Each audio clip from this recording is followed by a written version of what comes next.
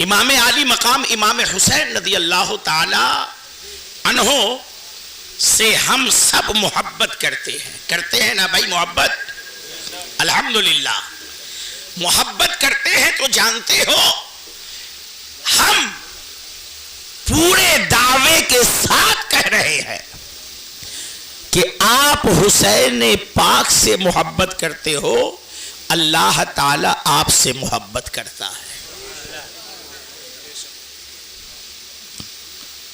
آپ حسین سے محبت کرو، ان کے نانا رسول اللہ بھی آپ سے محبت کریں گے اور اللہ تبارک و تعالیٰ بھی آپ سے محبت کرے گا۔ حدیث پاک کے اندر ہے، نبی کریم صلی اللہ تعالی علیہ وسلم مسجد میں تشریف لائے، ارشاد فرمایا چھوٹا بچہ کہاں ہے؟ سرکار امام حسین رضی اللہ تعالی عنہ دوڑے دوڑے آئے، اپنے نانا کے گود میں جا کر بیٹھ گئے، اپنے انگلیوں کو نانا رسول اللہ کے داڑھی میں ڈال دی، داڑھیوں سے کھیلنے لگے۔ نبی کریم صلی اللہ تعالی علیہ وسلم نے اپنے نواسے امام حسین کو بوسہ لیا اور بوسہ لینے کے بعد اللہ کی بارگاہ میں یوں دعا فرمائی، اے میرے پروردگار، میں اپنے حسین سے محبت کرتا ہوں، اے اللہ تو بھی اس سے محبت فرما، اے اللہ تو بھی اس سے محبت فرما، اور صرف اسی سے نہیں بلکہ اے اللہ جو بھی میرے نواسے حسین سے محبت کرے تو سب سے محبت فرما۔ اللہ کے نبی دعا کر رہے ہیں، میں محبت کرتا ہوں، مولا تو بھی محبت کر۔ کس سے؟ حسین سے، حسین سے۔ اور آگے کہہ رہے ہیں پروردگار جو بھی میرے حسین سے محبت کرے اس سے بھی محبت فرما۔ اب آپ سب یہاں پر بیٹھے ہیں، آپ حسین پاک سے محبت کرتے ہیں، ان سے پیار کرتے ہیں، ان کی عقیدت دل میں ہے، ان کا احترام دل میں ہے، ان کی یاد دل میں ہے، ان کا ذکر سننے کے لیے جمع ہوئے ہیں۔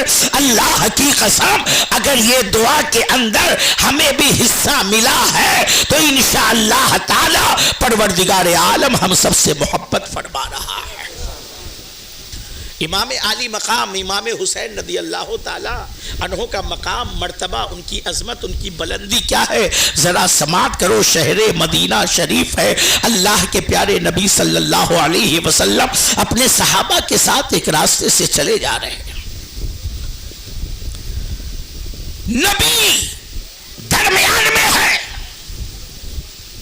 چاروں طرف صحابہ، ایسا لگ رہا ہے جیسے زمین پر چاند اور ستارے اتر کر کے چل رہے ہیں، جیسے ستاروں کے درمیان چاند چمکتا ہے ایسے ہی صحابہ کے انجمن کے درمیان میرے نبی چمک رہے ہیں۔ اور جہاں تک چاند سے تشبیہ دینے کی بات آتی ہے تو یاد رکھنا چاند کے اندر وہ حسن و جمال نہیں ہے جو مصطفیٰ کے تلووں کے اندر ہے۔ اگر چاند کی خوبصورتی کو دیکھنا چاہو گے اور نبی کے حسن و جمال کو دیکھنا چاہو گے تو اخیر میں یہی فیصلہ کرنا پڑے گا، اے آسمان کا چاند تو اتنا بھی حسین نہیں ہے بلکہ تجھ سے زیادہ حسین تو میرے نبی کا تلوہ ہے، اور جب تلوہ ایسا ہے تو محبوب کے چہرے کا جلوہ کیسا ہوگا؟ جب تلوہ ایسا ہے تو چہرے کا جلوہ کیسا ہوگا؟ نبی میرے ہیں، صحابہ ساتھ میں ہیں، نبی چلے جا رہے ہیں، کنارے کنارے سڑکوں پر بچے کھیل رہے ہیں، ایک جگہ پر میرے مصطفیٰ کریم صلی اللہ علیہ وسلم نے کچھ بچوں کو کھیلتے دیکھا، نبی ٹھہر گئے، نبی ٹھہرے، صحابہ بھی ٹھہر گئے۔ اللہ کے نبی صلی اللہ علیہ وسلم اپنے صحابہ کی جماعت سے نکل کر بچوں کے پاس گئے. چھوٹے چھوٹے بچے ہیں, مدینے کے اندر کھیل رہے ہیں. اللہ کے نبی صلی اللہ علیہ وسلم پہنچے. جا کر کے نبی نے بچوں سے کہا السلام علیکم ورحمۃ اللہ. جیسے ہی بچوں نے نبی کی آواز سنی سارے بچے با ادب ہو کر کھڑے ہو گئے اور نبی کریم کی بارگاہ میں سب نے بیک زبان ہو کر کے کہا وعلیکم السلام یا نبی اللہ یا حبیب اللہ یا رسول اللہ. محترم حضرات, اب یہاں پر ذرا رکو. میری عادت ہے کہ واقعات میں سے جو سبق ملے وہ سبق پر زیادہ زور دیتا ہوں. اللہ کے نبی صلی اللہ علیہ وسلم سے بڑھ کر خدا کی مخلوق میں کوئی ہے؟ بولو, کوئی بھی؟ اللہ کی مخلوق میں سب سے افضل اگر کوئی ہے تو وہ ہمارے آقا جناب محمد رسول اللہ صلی اللہ تعالی علیہ وسلم ہے. میرے نبی کریم صلی اللہ علیہ وسلم بچوں کے پاس گئے. نبی نے بچوں سے نہیں کہا بچوں میں تمہارا نبی آیا ہوں مجھے سلام کرو, بلکہ بچے کھیل رہے ہیں. نبی سب سے افضل, سب سے اعلیٰ, سب سے بالا, سب سے بڑے عظمت والے, مگر میرے نبی نے چھوٹے چھوٹے بچوں کو آگے بڑھ کر خود ہی سلام کیا. پتہ کیا چلا؟ مسئلہ اپنی جگہ پر ہے کہ چھوٹا بڑے کو سلام کرے گا, مسئلہ اپنی جگہ پر ہے شاگرد استاد کو سلام کرے گا, مسئلہ اپنی جگہ پر ہے بیٹا باپ کو سلام کرے گا, مسئلہ اپنی جگہ پر ہے مرید پیر کو سلام کرے گا. صحیح ہے ہر چھوٹا اپنے بڑے کو سلام کرے گا, مگر سنو میرے مصطفیٰ کی سنت ہے کہ جب چھوٹوں کے پاس جانا تو چھوٹے کے سلام کا انتظار نہ کرنا بلکہ خود بڑھ کر چھوٹوں کو تم اپنے نبی کی سنت سمجھ کر سلام کر دے. سبحان اللہ سبحان اللہ. چھوٹوں کو بھی سلام کرو. میرے نبی کبھی انتظار نہیں کرتے تھے بلکہ میرے نبی سلام کرنے میں اس قدر پہل کرتے تھے کہ نبی کے عاشق, سچے عاشق, یار غار, یار مزار, خلیفہ اول حضرت سیدنا ابو بکر صدیق رضی اللہ تعالی عنہ. حضرت ابو بکر کون ہے؟ نبی کے یار غار بھی ہیں, یار مزار بھی ہیں. بے شک بے شک. اور سنو, آج کل سنیوں کے اندر بھی بہت سارے شیعہ ذہنیت کے, رافضی ذہنیت کے لوگ داخل ہو گئے اور بہت سارے سنیوں کو بھی دیکھا جاتا ہے وہ کہیں گے دمادم مست کلندر علی کا پہلا نمبر, دمادم مست کلندر علی کا پہلا نمبر. سنو یہ غلط ہے, میں بتاتا ہوں کیا کہنا ہے. دمادم مست کلندر صدیق کا پہلا نمبر, دمادم مست کلندر عمر کا دوجا نمبر, دمادم مست کلندر عثمان کا تیجا نمبر, دمادم مست کلندر علی کا چوتھا نمبر. اہل سنت و جماعت کا عقیدہ ہے جماعت صحابہ میں سب سے افضل جناب ابو بکر ہے, ان کے بعد سب سے افضل جناب عمر ہے, ان کے بعد سب سے افضل جناب عثمان ہے, ان کے بعد سب سے افضل جناب علی ہے. جو اس ترتیب کو مانے وہی اہل سنت و جماعت ہے, جو اس کو نہیں مانتا وہ اہل سنت سے خارج ہے, باہر ہے وہ اہل سنت سے. ہمیشہ سے زمانے صحابہ سے صحابہ کا بھی یہی عقیدہ رہا کہ حضرت تمام صحابہ جناب صدیق اکبر کو سب سے افضل مانتے تھے, اس کے بعد حضرت عمر کو سب سے افضل مانتے تھے, اس کے بعد حضرت عثمان غنی کو افضل مانتے تھے, پھر حضرت علی رضی اللہ تعالی عنہ کو افضل مانتے تھے, پھر اس کے بعد وہ صحابہ جنہیں نبی نے جنت کی بشارت عطا فرمائی, پھر اس کے بعد وہ صحابہ جنہیں سابقون الاولون میں شمار کیا جاتا ہے، پھر اس کے بعد اصحاب بدر کا نمبر تھا، پھر اس کے بعد اصحاب احد کا نمبر تھا، پھر اس کے بعد عام صحابہ کرام تھے۔ یہی عقیدہ اے مسلمانوں بنا کر کے رکھو، اپنے آپ کو اہل سنت و جماعت کے طریقے پر رکھو جو ہمارے بزرگوں کا عقیدہ ہے، اسی عقیدے پر رکھو۔ ایسا نہ ہونے پائے کہ محبت اہل بیت کے نام پر صحابہ کی گستاخی کرنے لگ جانا، اس لیے کہ صحابہ کرام کا مقام و مرتبہ وہ ہے کہ اللہ نے قرآن کے اندر ارشاد فرمایا رضی اللہ عنہم ورضوا عنہ، اللہ ان سے راضی ہے، یہ اللہ سے راضی ہے۔ بے شک سبحان اللہ۔ تو حضرت سیدنا صدیق اکبر رضی اللہ تعالی عنہ جو نبی کے یار غار بھی ہیں اور یار مزار بھی ہے، حضرت ابو بکر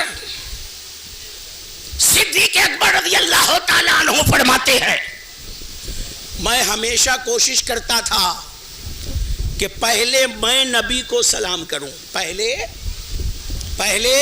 میں نبی کو سلام کروں، پہلے میں نبی کو سلام کروں، مگر جب بھی نبی کے سامنے جاتا تو نبی پہلے مجھے سلام کر دیتے۔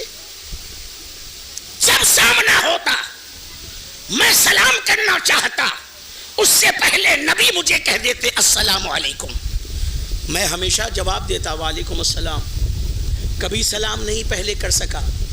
کہتے ہیں کہ میرے دل میں آرزو تھی کہ کبھی تو میں پہلے سلام کر لوں، مگر اللہ کے نبی صلی اللہ علیہ وسلم اپنے ابو بکر کو کبھی پہلے سلام کرنے کا موقع ہی نہیں دیتے، خود نبی پہلے سلام کرتے۔ حضرت صدیق اکبر کہتے ہیں ایک مرتبہ میں نبی کے حجرے انور کے باہر ایک آڑ لے کر کے چھپ گیا اور آج تہیا کر لیا کہ جیسے ہی نبی حجرے انور سے باہر آئیں گے مجھ سے سامنا ہوگا، آج میں پہلے نبی کو سلام کروں گا۔ صدیق اکبر کہتے ہیں جیسے ہی نبی حجرے انور سے باہر آئے اور میں آڑ کے اندر سے پردے سے جیسے ہی سامنے ہوا نبی نے پہلے مجھ کو سلام کر دیا۔ سبحان اللہ سبحان اللہ۔ کہا چھپ کر کے بھی کامیاب نہیں ہو سکا۔ پتہ کیا چلا؟ مسئلہ اپنی جگہ کہ چھوٹا بڑے کو سلام کرے، مگر میرے مصطفیٰ کریم کی عادت مبارکہ تھی کہ اللہ کے نبی کبھی بھی سلام کرنے کے لیے سوچتے نہیں کہ سامنے والا مجھے سلام کرے۔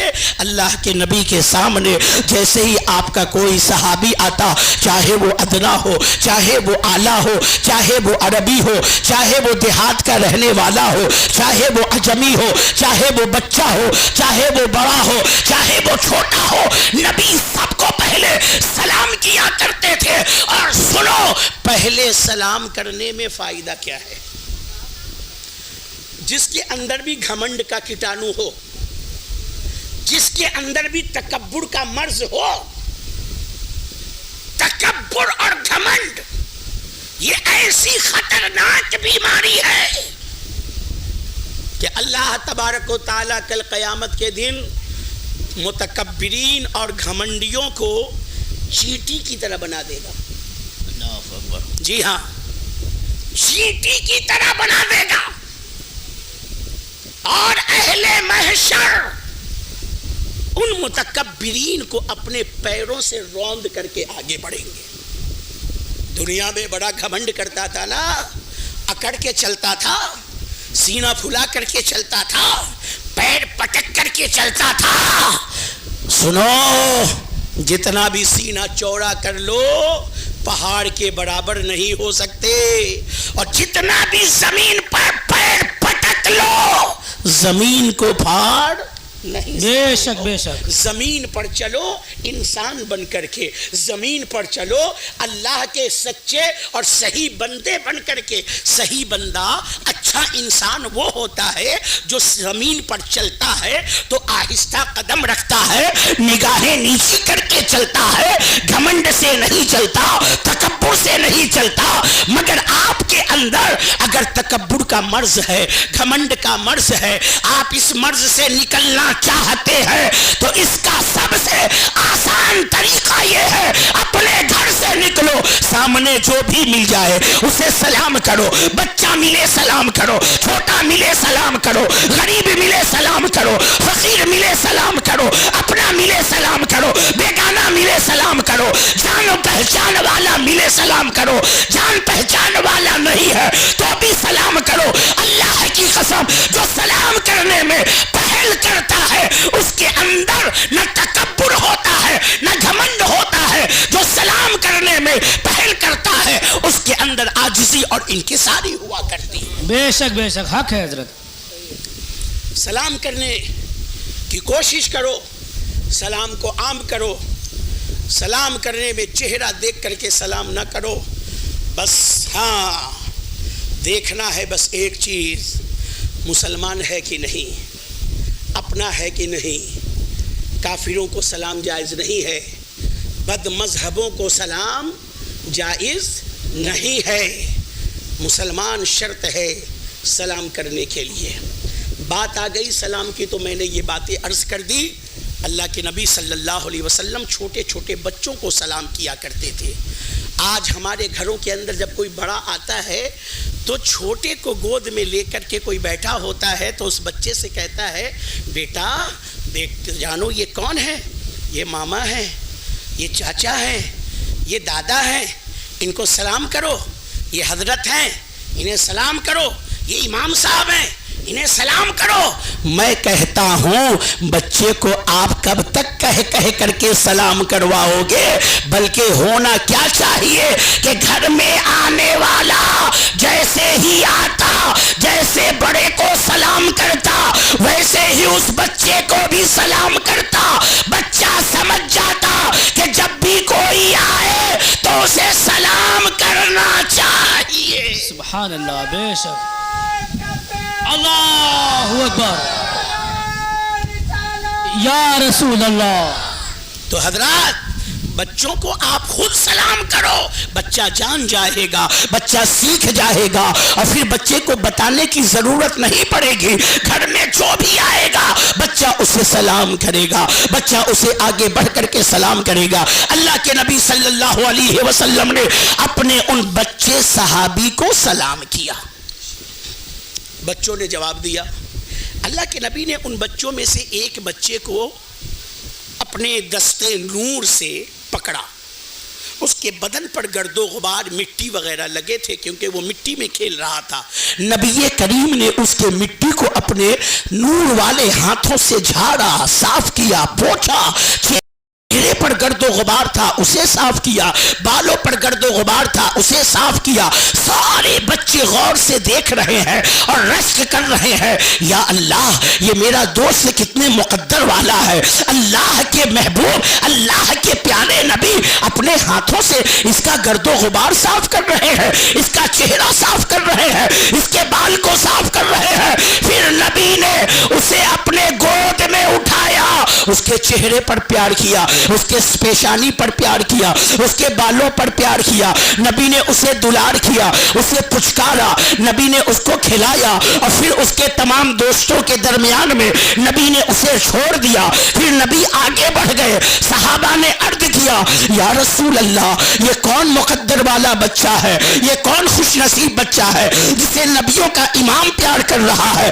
جسے سید الانبیاء پیار کر رہے ہیں، جسے خاتم النبیین پیار کر رہے ہیں۔ یا رسول اللہ یہ پیار کرنے کی وجہ کیا ہے؟ اللہ کے نبی صلی اللہ علیہ وسلم نے ارشاد فرمایا، سنو مصطفیٰ بعد کے نبی کے غلاموں، امام الانبیاء کے غلاموں، میرے جگر کے ٹکڑوں، نبی نے ارشاد فرمایا اے صحابہ بات یہ ہے یہ بچہ جسے میں نے پیار کیا ہے نا، ایک دن میرے ننھے حسین کے ساتھ کھیل رہا تھا، میں دیکھ رہا تھا جہاں جہاں پر میرا حسین اپنے قدم کو رکھ رہا تھا وہاں کی مٹی اٹھا کر یہ بچہ چوم رہا تھا، آنکھوں سے لگا رہا تھا۔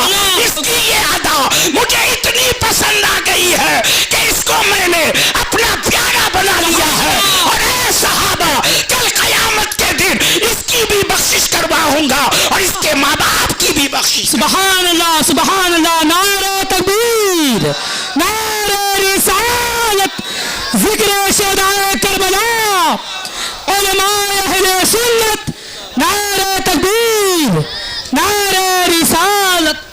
بہت اچھی حضرت اے ماشاءاللہ. لوگوں جو میرے نبی کے نواسے کے قدم کی مٹی کو چوم لیتا ہے اور وہ بھی کوئی جوان نہیں ایک بچہ تو نبی اس سے اتنا پیار کرتے ہیں اور نبی فرما رہے ہیں کہ سنو کل قیامت کے دن اس کی مغفرت کرواؤں گا اور صرف اس کی نہیں اس کے ماں باپ کی بھی کرواؤں گا.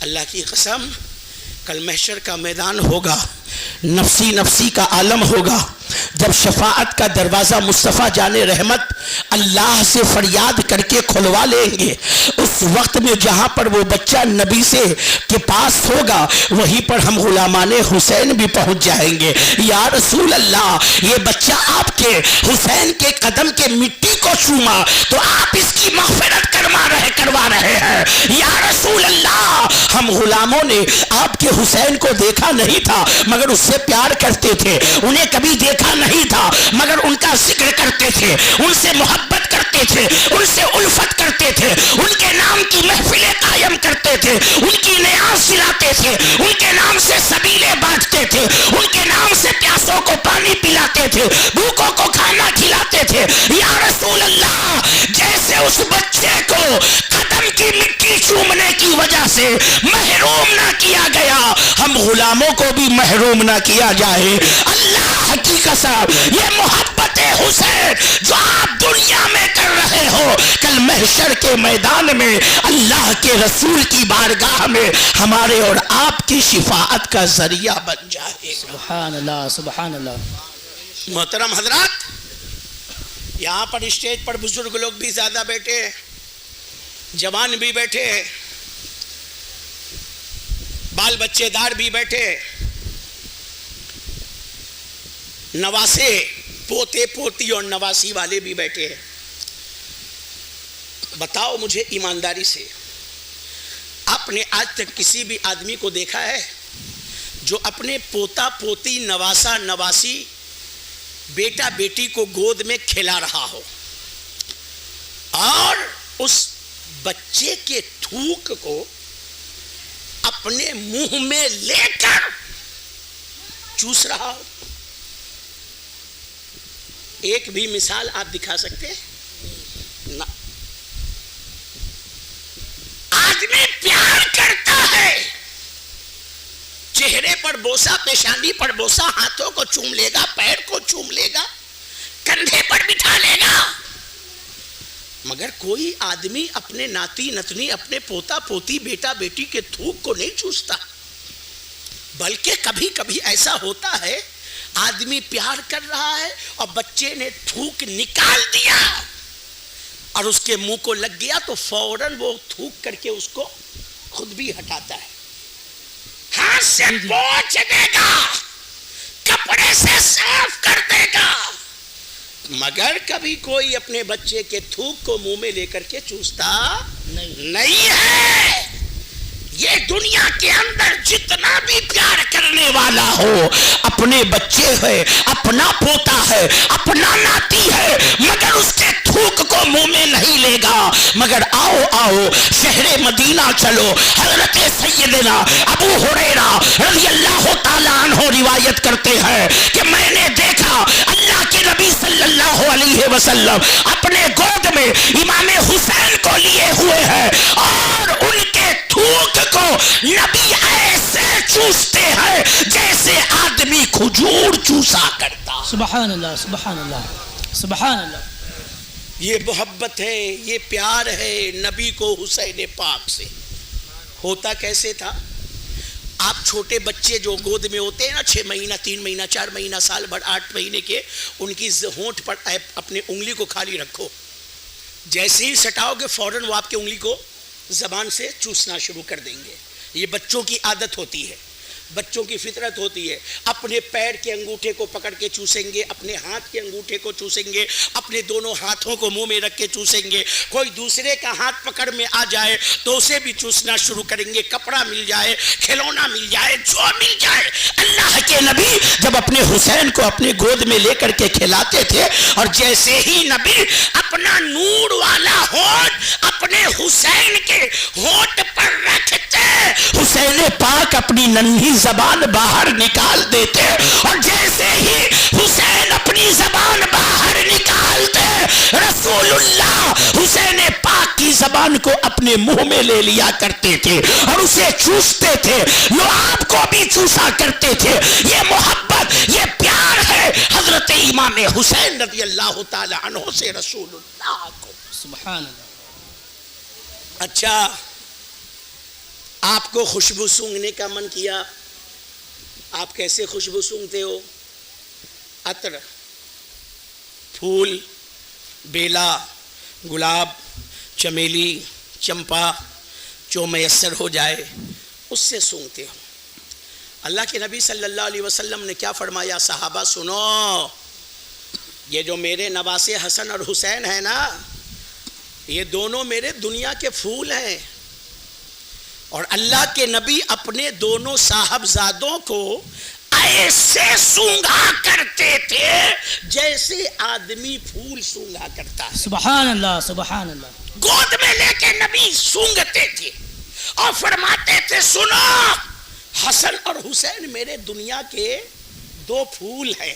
اچھا، ایک سوال پیدا ہوتا ہے، اللہ کے نبی صلی اللہ علیہ وسلم نے اپنے نواسے کو پھول کیوں کہا؟ یہ پھول بڑی قیمتی چیز کا نام تو ہے نہیں بھائی؟ یہ پھول آج علماء کرام کو، اپنے محلے کے بڑے بزرگوں کو پہنانے کے لیے یہ نوجوان خرید کر کے لائے ہیں، 250، 300، 400، 500 روپے میں ایک درجن پھول مل گیا ہوگا۔ مگر آدمی اگر چاہتا کہ چلو مولانا صاحب لوگ جو آ رہے ہیں ان کو ایک ایک چاندی کی انگوٹھی پہنا دیتے ہیں تو کیا ہوتا؟ جتنے میں پورا مالا آیا ہے اتنے میں ایک اچھی سی چاندی کی انگوٹھی بھی نہیں مل پاتی، اتنا مہنگا۔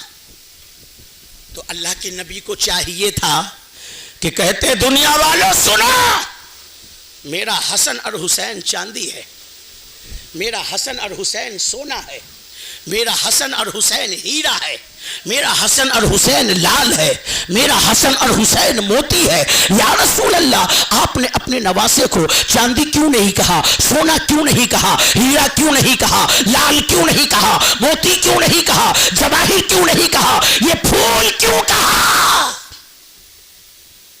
پھول کیوں کہا؟ اب یہاں پر بہت سارے لوگ ہیں، میں کہوں گا بتاؤ چاندی کس کے پاس ہے؟ تو آدھی محفل میں ہاتھ اٹھے گا، آدھی محفل میں ہاتھ نہیں اٹھے گا، گویا ان کے پاس چاندی نہیں ہے۔ میں کہوں گا سونا کس کے پاس ہے؟ چند لوگوں کا ہاتھ اٹھے گا، باقی کسی کا ہاتھ نہیں اٹھے گا۔ میں کہوں گا ہیرا، تو ہو سکتا ہے اس محفل کے اندر کوئی ایک اٹھا دے یا کوئی نہ اٹھا دے۔ میں کہوں گا لال، تو پورے علاقے میں کوئی بھی ہاتھ اٹھانے والا نظر نہیں آئے گا۔ لال سب کے پاس نہیں، موتی سب کے پاس نہیں، ہیرا سب کے پاس نہیں، سونا سب کے پاس نہیں، چاندی سب کے پاس نہیں۔ اب پھول ایسی چیز ہے، امیر کے پاس بھی ہے، غریب کے پاس بھی ہے، مزار پر بھی پھول ہے، دولہا آئے اس کو بھی پھول مل جاتا ہے، مولانا آئے ان کو بھی پھول پہنا دیا جاتا ہے، پیر آئے اس کو بھی پھول پہنا دیا جاتا ہے، امیر کے بیٹے کی بیاہ ہے وہ بھی پھول پہن رہا ہے، غریب کے بچے کی شادی ہے وہ بھی پھول پہن رہا ہے، کوئی اعلیٰ سے اعلیٰ ہے وہ بھی پھول ہی پہن رہا ہے، کوئی ادنا سے ادنا ہے وہ بھی پھول پہن رہا ہے۔ نبی نے فرمایا او ربانی، اگر میں کہتا میرا حسین لال ہے تو وہ بادشاہوں کا ہو جاتا، اگر میں کہتا میرا حسین موتی ہے وہ بڑے بڑے جواہروں کا ہو جاتا، اگر میں کہتا میرا حسین سونا ہے وہ امیروں کا ہو جاتا، اگر میں کہتا میرا حسین چاندی ہے تو وہ بھی امیروں کا ہو جاتا۔ میں نے اپنے حسین اور حسن کے بارے میں کہا یہ پھول ہے، مطلب یہ ہے میرا حسن اور حسین سبحان اللہ، بہت اچھے. نعرہ تکبیر، نعرہ رسالت، ذکر شہدائے کربلا، لبیک یا حسین، لبیک یا حسین، نعرہ حیدری. محترم حضرات، تو سرکار امام حسن اور حسین نبی کے پھول ہیں، اور نبی انہیں سونگھا کرتے تھے جیسے لوگ پھول سونگھا کرتے ہیں. سبحان اللہ. اور ایک حدیث پاک حضرت مولانا شکیل اجمل صاحب یہاں پہ بیٹھے ہیں، بزرگوں نے اس کی تشریح فرمائی ہے، تشریح بالکل صحیح فرمائی ہے، مگر دل سے وہ تشریح مجھے کبھی قبول نہیں ہو پائی، کیونکہ اگر غور کرو تو وہ تشریح قبول تو ہے مگر تسلی بخش نہیں ہے. آج تک آدمی سمجھ ہی نہیں سکا. بڑی مشہور حدیث ہے، حسین منی وانا من الحسین، حسین مجھ سے ہے. بات سمجھ میں آ گئی؟ ہر پوتا اپنے دادا سے، ہر پوتی اپنے دادا سے، ہر نواسا اپنے نانا سے، ہر نواسی اپنے نانا سے. بات سمجھ میں آ گئی؟ حسین منی، حسین مجھ سے ہے. بات سمجھ میں آ رہی ہے؟ رسول اللہ نانا ہے، فاطمہ ان کی بیٹی ہے، فاطمہ کے بیٹے حسین ہے تو وہ ان کے نواسے ہیں، اس لیے وہ رسول اللہ سے ہے. مگر آگے رسول اللہ کہہ رہے ہیں وَأَنَا مِنَ الْحُسَيْنِ، اور میں حسین سے ہوں، میں حسین سے ہوں. علماء نے کہا مطلب یہ ہے کہ اللہ کے رسول یہ بتانا چاہ رہے ہیں کہ اے لوگوں سنو، مجھ میں اور میرے حسین میں اتنی قربت ہے کہ ان کی محبت میری محبت، ان سے پیار مجھ سے پیار، ان سے دشمنی مجھ سے دشمنی، ان کا ذکر میرا ذکر، ان سے محبت مجھ سے محبت. ٹھیک ہے، مگر آدمی اگر یہ کہہ دے کہ نواسے سے نانا کیسے ہے، سوچتے رہو سوچتے رہو، جواب نہیں دے سکتے.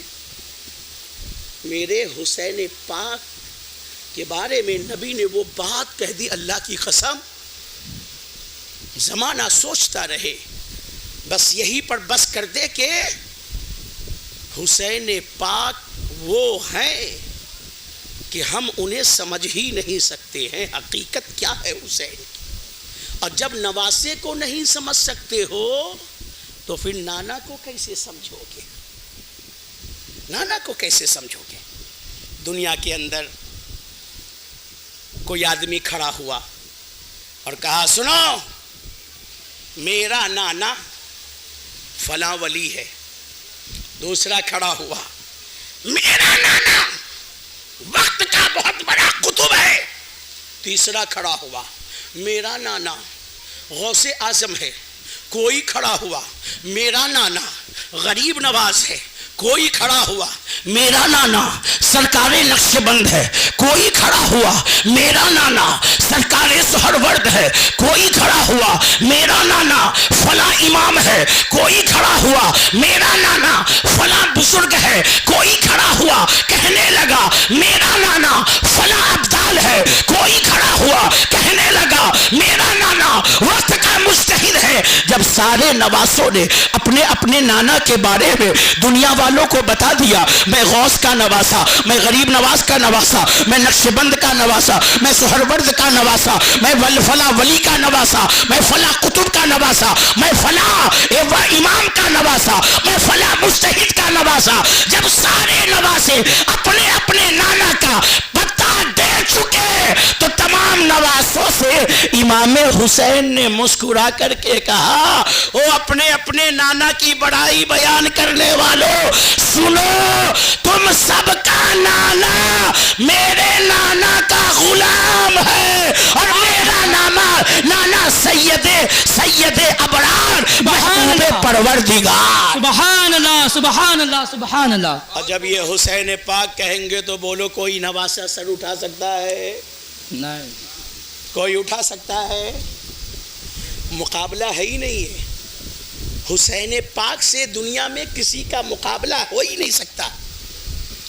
حضرت فاروق اعظم رضی اللہ تعالی عنہ کا زمانہ خلافت ہے. مال غنیمت آیا, مسجد نبوی میں بیٹھ کر حضرت امیر المومنین فاروق اعظم مال غنیمت تقسیم کر رہے ہیں. جیسے ہی مال غنیمت کو تقسیم کیا تو سب سے پہلے حضرت عمر نے کہا حسن کہاں ہے؟ سرکار امام حسن آئے, کہا امیر المومنین حاضر ہوں. کہا شہزادے یہ 1000 دینار آپ کی بارگاہ میں ہے, قبول فرما لیجئے. حضرت امام حسن نے قبول کیا, کہا شکریہ. وہ چلے گئے. پھر حضرت فاروق اعظم نے کہا حسین ابن علی کہاں ہے؟ سرکار امام حسین آئے, کہا امیر المومنین حاضر ہوں. کہا شہزادے یہ 1000 درہم آپ کے لیے ہے, قبول فرما لیجئے.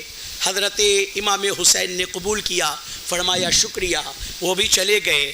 اس کے بعد حضرت فاروق اعظم نے اپنے بیٹے جناب عبداللہ کو آواز لگائی, عبداللہ ابن عمر کہاں ہے؟ جناب عبداللہ آئے, کہا اے میرے بیٹے یہ 500 درہم تمہارے لیے ہے.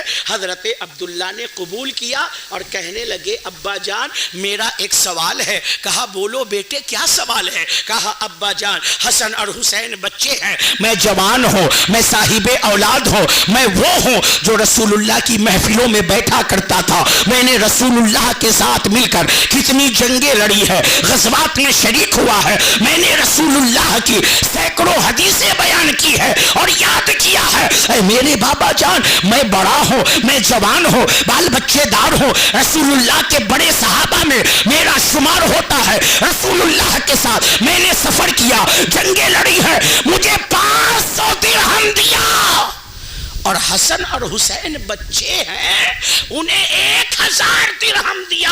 مجھے یہ انصاف آپ کا پسند نہیں آیا. حضرت فاروق اعظم کو اپنے بیٹے کے اعتراض پر جلال آیا اور حضرت فاروق اعظم نے فرمایا عبداللہ تو کہتا ہے حسن کو 1000 حسین کو 1000, مجھے 500 دیا ہے. اے عبداللہ میں تجھے بھی 1000 دوں گا, مگر شرط ہے جا اور پہلے جا کر حسن اور حسین کی اماں فاطمہ کے جیسی اپنی اماں لے کر کے آ. حسن اور حسین کے بابا علی کے جیسا اپنا بابا لے کر کے آ. حسن اور حسین کی نانی خدیجۃ الکبریٰ کے جیسی اپنی نانی لے کر کے آ. حسن اور حسین کی خالہ زینب و کلثوم و رقیہ کے جیسی اپنی خالہ لے کر کے آ. اے عبداللہ تو کہتا ہے کہ مجھے 1000 کیوں نہیں دیا؟ جا کر کے پہلے حسن اور حسین کے نانا کے جیسا اپنا نانا لے کر کے. سبحان اللہ سبحان اللہ. تو کہتا ہے ماشاء اللہ مجھے 1000 کیوں نہیں دیا؟ تجھے بھی دوں گا. جا نانا لے کر کے آ, ویسا نانی لے کر کے آ, بابا لے کر کے آ, اماں لے کر کے آ. حضرت فاروق اعظم نے دنیا والوں کو بتا دیا, دنیا والوں نبی کے نواسے حسن اور حسین وہ ہیں, نہ ان کی ماں کا مقابلہ دنیا میں کوئی کر سکتا ہے, نہ ان کے باپ علی کا مقابلہ کوئی کر سکتا ہے, نہ ان کے نانی خدیجہ کا مقابلہ کوئی کر سکتا ہے. اس لیے کہ ان کی نانی خدیجہ وہ ہے جن کو اللہ نے دنیا کے اندر سلام بھیجا. سبحان اللہ سبحان اللہ. حضرت عائشہ صدیقہ کو جبریل امین نے سلام کیا تھا, اور حضرت خدیجۃ الکبریٰ رضی اللہ تعالی عنہا کو اللہ تعالیٰ نے جبریل سے کہا تھا جبریل جاؤ خدیجہ کو میرا سلام کہہ دو. سبحان اللہ. وہ مقام ہے حضرت سیدہ خدیجۃ الکبریٰ رضی اللہ تعالی عنہا کا, جو حضرت امام حسن اور حسین کی نانی ہے. کر سکتا ہے کوئی مقابلہ؟ لا سکتا ہے یہ رشتہ؟ حضرت امام حسن اور حسین رضی اللہ تعالی عنہم کے فضیلت میں اگر ایک بھی حدیث نہ ہوتی تو ان کے لیے یہی فضیلت کافی تھی کہ وہ نبی کے نواسے ہیں. بے شک حق ہے. اس سے بڑھ کر کے کوئی فضیلت نہیں. وہ نبی کے نواسے، وہ نبی کے نواسے ہیں۔ اچھا بتاؤ، حضرت امام حسن اور حسین رضی اللہ تعالی عنہ کیا ہے؟ حضرت امام حسین کیا ہے؟ آخری بات، حضرت امام حسین کیا ہے؟ آپ لوگ نماز پڑھتے ہیں؟ ارے بولو نا یار، جمعہ پڑھتے ہو نا؟ ہاں تو کہو نا کہ جمعہ والے ہیں۔ ہم کو بلا کر کے ابھی کچھ مہینے پہلے تقریر کروائے تھے یہ لوگ کہ مسجد کے لیے چندہ اتروانا ہے، آپ آ کر کے تقریر بول دیجیے۔ وہ ساری تیاری کس کے لیے ہوتی ہے؟ خالی جمعہ والے کے لیے، نہیں تو پنج وقتہ والے تو دو صف میں کھڑے ہو جاتے ہیں۔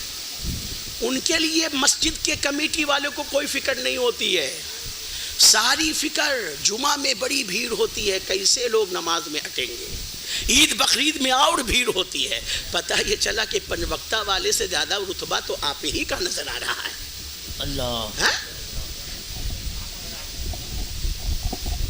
عید بقرعید سے پہلے پوری مسجد میں چونا کلی، رمضان سے پہلے پوری مسجد میں چونا کلی۔ ہم نے کہا بھائی کیوں؟ کہا ایک مہینہ والے آنے والے ہیں نا، اگر کہیں پر بھی گندگی دیکھیں گے تو بڑا بوال مچائیں گے۔ جس کے گھر میں 10 سال تک بلکہ بیٹا بیٹی کا بیاہ پڑے تبھی، ورنہ کبھی چونا کلی نہ ہو، وہ بھی مسجد میں آئے گا تو کہے گا یہاں پہ چونا کیوں نہیں نظر آ رہا ہے۔ جس کے گھر کے اندر پانی سے روزانہ آنگن بھی صاف نہ ہوتا ہو، وہ بھی مسجد میں آئے گا تو کہے گا یہ وضو خانہ گندا کاہے نظر آ رہا ہے۔ تو وضو خانہ دیکھنے آیا ہے کہ نماز پڑھنے کے لیے آیا ہے؟ بہت صحیح حضرت، بہت کیا کرنے آیا ہے؟ نماز پڑھتے ہو کہ نہیں پڑھتے ہو؟ نہیں پڑھتے تو نماز پڑھو، اس لیے کہ سنو، امام حسین پاک رضی اللہ تعالی عنہ نے یزید سے بیعت کرنے سے انکار کیوں کیا تھا؟ اسی لیے تو یزید بے نمازی تھا، حسین نمازی تھے۔ یزید شرابی تھا، حسین پاک شراب کو حرام سمجھنے والے تھے۔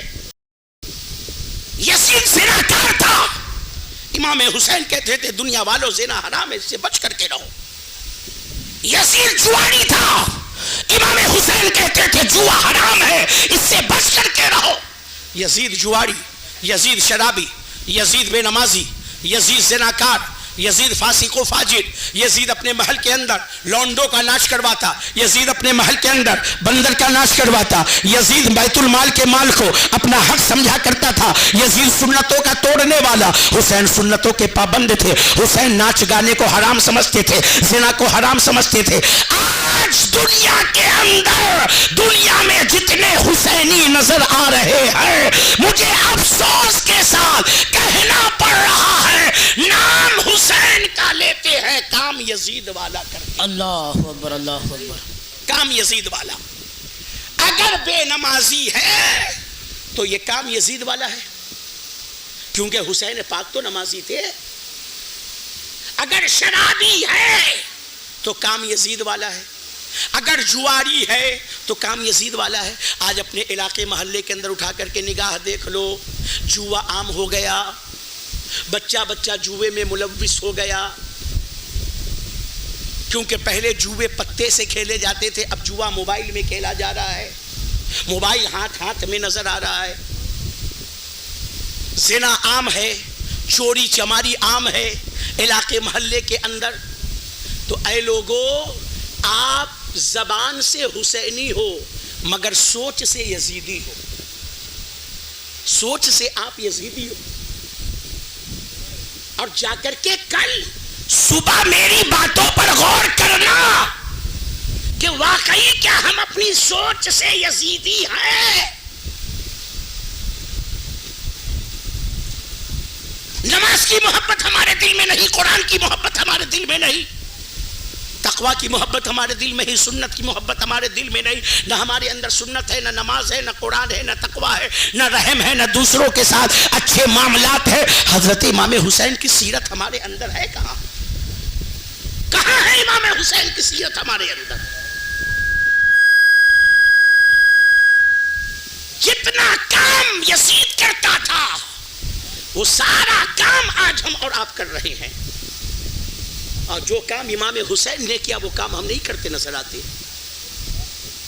محرم کی 10ویں رات کو دیکھ لو، کربلا کے میدان میں حضرت مولانا شکیل صاحب سے بعد میں پوچھ لینا کہ حضرت کربلا کے میدان میں 10ویں رات میں امام حسین نے کیا کیا تھا، ان کے خیمے کے اندر کیا ہو رہا تھا۔ تو حضرت امام حسین کے خیمے کے اندر 10ویں رات میں رات بھر تمام اہل بیت نے، ان کے غلاموں نے، ان کے ساتھیوں نے، ان کے جانثاروں نے نمازیں پڑھی، قرآن پڑھا، ذکر کیا، تلاوت کیا، اور جو ہے درود و سلام پڑھا، اللہ سے دعائیں مانگی، توبہ استغفار کیا۔ اور یزیدیوں نے کیا کیا تھا؟ یزیدی ڈھولک بجا رہے تھے، یزیدی ناچ رہے تھے، یزیدی خوشیاں منا رہے تھے کہ کل ہم جو ہے امام حسین کو شہید کریں گے، عبید اللہ ابن زیاد سے اور یزید سے بہت سارا انعام پائیں گے، ہمیں جو ہے بہت سارا مال و دولت دیا جائے گا۔ یزیدی خوشیاں منا رہے تھے، یزیدی ناچ رہے تھے، حسینی قرآن پڑھ رہے تھے، نماز پڑھ رہے تھے۔ آج محرم کی 10ویں رات میں ہم امام حسین کی محبت میں اپنے اپنے محلے کے اندر امام حسین کے نام کی تعزیہ بٹھا کر رات بھر کیا کرتے ہیں؟ کبھی اس گلی میں، کبھی اس گلی میں، کبھی وہ محلے میں، کبھی ادھر ہلڑ بازی، کبھی ادھر ہلڑ بازی، رات بھر جاگتا رہا۔ فجر کی نماز کا وقت ہو گیا، سو گیا، اور دوسرے دن جب تعزیہ کا جلوس لے کر کے نکلتا ہے تو سارے گھر کی عورتیں سج دھج کر، لپسٹک کو پاؤڈر لگا کر، میک اپ کر کر اپنے گھر کے برآمدوں پر کھڑی ہے، سڑکوں کے کنارے کھڑی ہے، گلیوں کے کنارے کھڑی ہے، اور نوجوان اوباش قسم کا، عیاش قسم کا جتنا جوان ہوتا ہے وہ جلوس کے اندر کودتا اور جو ہے ڈھولک بجاتا، ناچتا، اچھلتا، کودتا، بندروں کی طرح جو ہے نقل حرکتیں کرتا چلا جا رہا ہے۔ بتاؤ، کربلا کے میدان کے اندر امام حسین کے گھر والوں کے تمام عورتوں کے پردوں کو چھین لیا گیا، خیموں کو جلا دیا گیا، مگر خدا کی قسم اس کے باوجود بھی نبی کے کسی بھی ایک بیٹی کا چہرہ کسی یزیدی نے نہیں دیکھا تھا، کسی یزیدی نے نہیں دیکھا۔ اور کربلا کے میدان میں ذرا سوچو، تصور کرو، سوچو ذرا، آپ کے جوان بیٹے کا جنازہ گھر میں رکھا ہو، پہلے اپنے اوپر سوچ لینا، آپ کے جوان بیٹے کا جنازہ آپ کے گھر میں رکھا ہو، بتاؤ آپ کی کیفیت کیا ہوگی اس وقت؟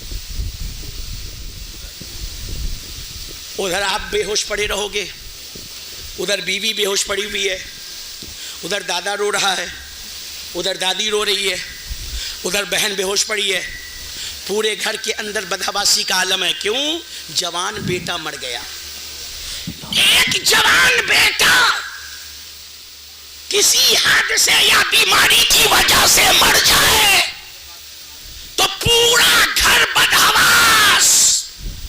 کربلا کے میدان میں جناب علی اکبر کا لاشا رکھا ہوا تھا، جناب قاسم کا لاشا رکھا تھا، جناب عباس علمبردار کا لاشا رکھا تھا، جناب اونو محمد کا لاشا تھا، جناب قاسم کا لاشا تھا، جناب علی کے 8 صاحبزادوں کا لاشا تھا، جناب امام حسن کے اور بیٹوں کا لاشا تھا، یعنی امام حسین کے ساتھ ساتھ پورے اہل بیت اور ان کے جانثاروں کا لاشا پڑا تھا۔ خیمہ جلا دیا گیا، کھلے میدان کے اندر سیدہ زینب، سیدہ ام کلثوم، سیدہ شہربانو، سیدہ ام رباب، سیدہ ام لیلا، جناب سیدہ سکینہ، جناب امام زین العابدین کھلے میں بیٹھے ہیں۔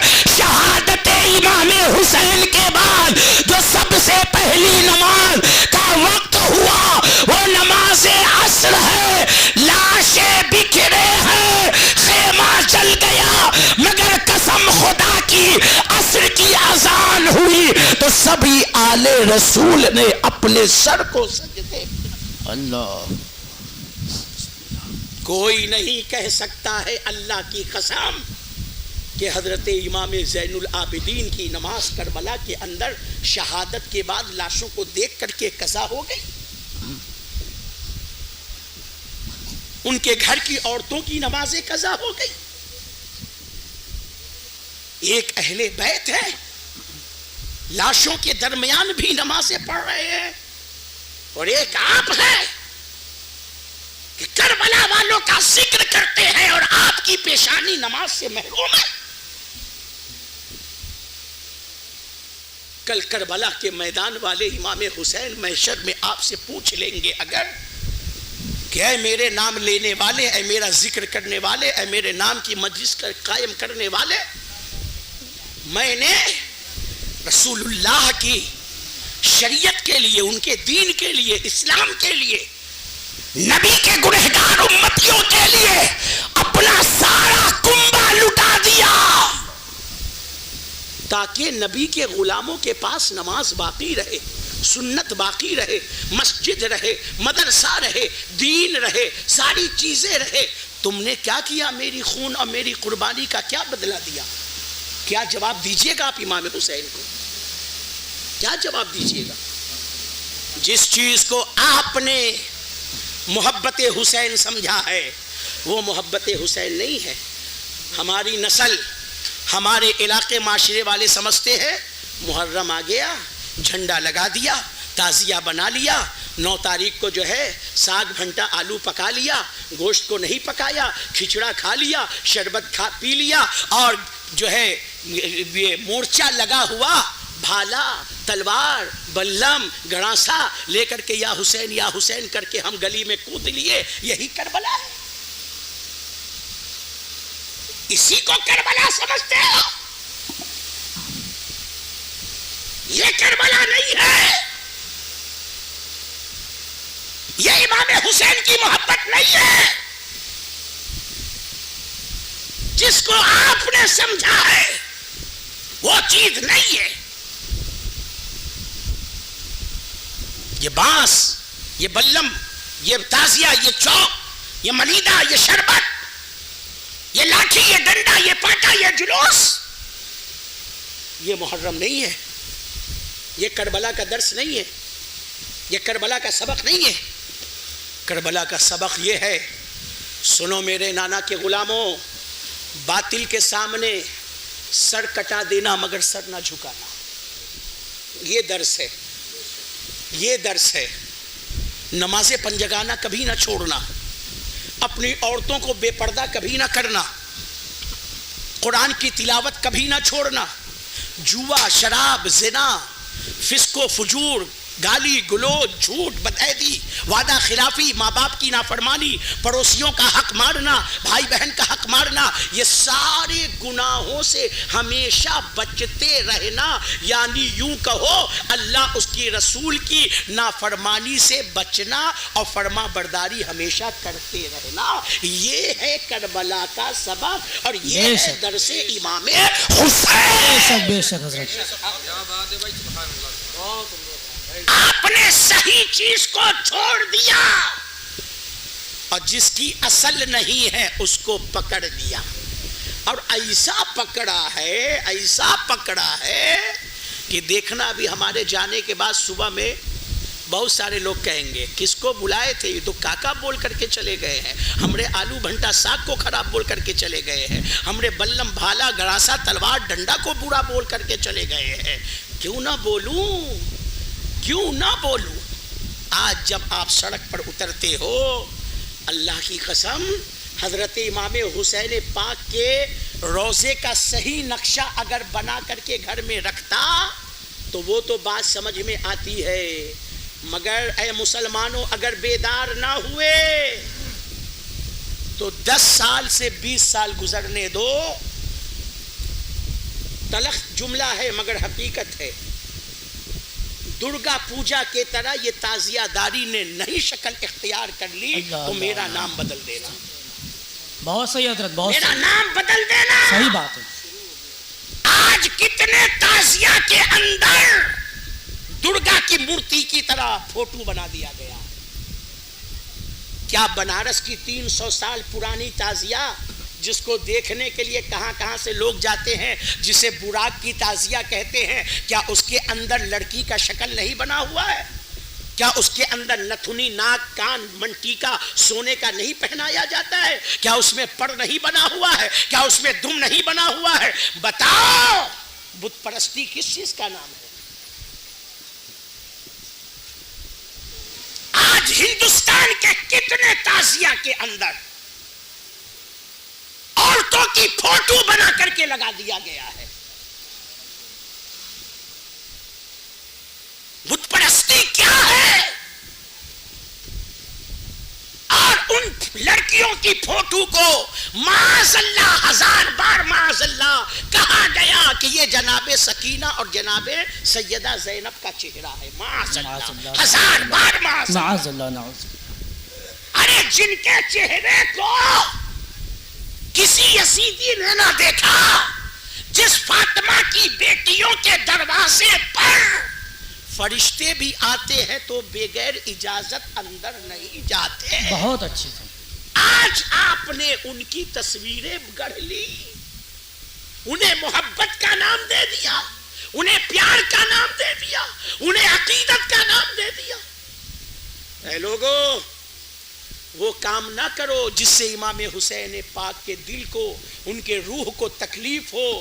وہ کام کرو جس سے وہ خوش ہو جائے، ان کے نانا جان خوش ہو جائے. ان کے نانا خوش ہو گئے تو ہم سے اللہ تعالیٰ خوش ہو جائے گا. اللہ ہم سے خوش ہوا تو ہماری دنیا بھی کامیاب ہے، ہماری آخرت بھی کامیاب ہے. اللہ نے جسے حلال کر دیا اسے حرام نہ کرو، اللہ نے جسے حرام کر دیا اسے حلال آپ نہ کرو، بلکہ صحیح امام حسین رضی اللہ تعالی عنہ کے پیغام پر عمل کرو. سرکار امام حسین کی قربانی اتنی بلند ہے، اتنی بلند ہے اللہ کی قسم، کہ اس قربانی کی مثال ہمیں دنیا میں نہیں ملتی ہے. ایک جملے میں بس یوں کہہ لو کہ رسول اللہ نے دین پھیلایا تھا، حسین پاک نے کربلا میں دین کو بچایا. سبحان اللہ. بے شک بے شک. آج دین ہے تو یہ حسین پاک کا صدقہ ہے، یہ ان کا کرم ہے ہم سب پر. اور نبی کے سارے غلاموں کا سر حسین پاک کے احسان کے نیچے جھکا ہوا ہے. اللہ تعالی ہم سب کو جب تک دنیا میں رکھے امام حسین پاک کی محبت میں قائم رکھے، انہی کی محبت میں ہمیں زندگی گزارنے کی توفیق عطا فرمائے. اللہ انہی کی محبت میں ہم سب کا خاتمہ بالخیر عطا فرمائے. اللہ تعالی سے دعا ہے بولنے میں کسی طرح کی سہون قصدن خطا لغزش بھول چوک کمی بیشی مجھ سے ہو گئی ہو تو میں آپ سب کو اللہ کی بارگاہ میں گواہ بنا کر سچے دل سے توبہ کرتا ہوں. میرے ساتھ سب کوئی مل کر کے پڑھ لیجئے استغفر اللہ ربی من کل ذنب واتوب الیہ. پڑھے لا الہ الا اللہ محمد رسول اللہ صلی اللہ تعالی علیہ وسلم. وآخر دعوانا ان الحمد للہ رب العالمین وما علینا الا البلاغ. السلام علیکم.